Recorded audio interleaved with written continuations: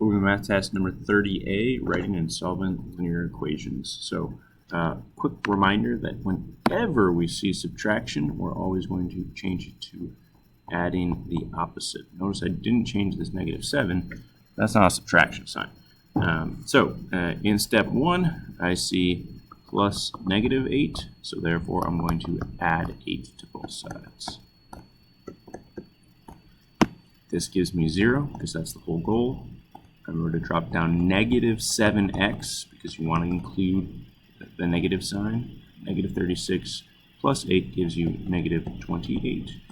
And then in step 2, I see -7x, so therefore I divide by -7. So divide by -7, divide by -7. So x is equal to +4.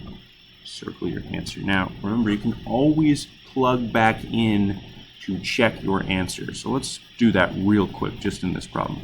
-36 is equal to -7 parentheses. I got 4 for x, so 4 plus -8.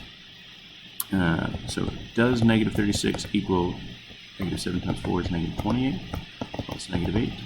-8 plus -28 is -36. These two do equal each other. That's how I know I have the correct solution. So plugging back in is always a way to see if you have the correct solution. Number 2. Again, whenever I see subtraction plus negative, sorry, this is number 3. I see plus -4, so therefore I'm going to add 4 to both sides. You always work the side that has the variable.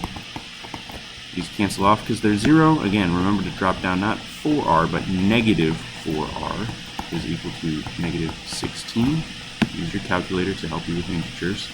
And then I see -4r, so I'm going to divide by -4.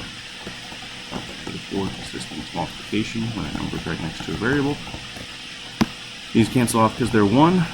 R is equal to +4 this time. Right. Number 5. In step 1, I see +2, so therefore I'm going to add -2. And this is a good example of why we add -2, because if I just subtracted 2, in fact, let me erase my plus sign. If I just subtract 2 here, I get into a situation where -11 minus 2, I'm like, okay, is that -9? Is that -13? But if I add that plus, then I'll never mess that up. So I get 0 here, I drop down x over 8 on the left, and I get -11 plus -2 is -13. Okay? Now I see x over 8, so I'm going to multiply by 8. That's what dot 8 means. So times 8 on both sides.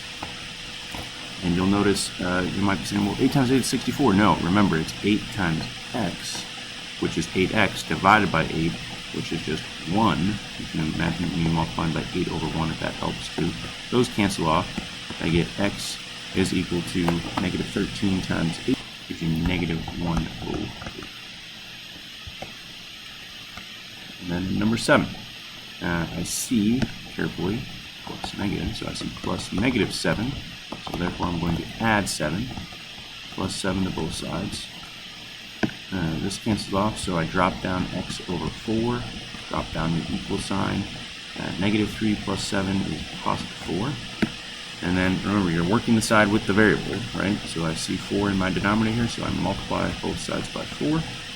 Sorry, so x over 4, therefore I multiply by 4. These 4's cancel off, again, because 4 times x is 4x divided by 4 is just 1.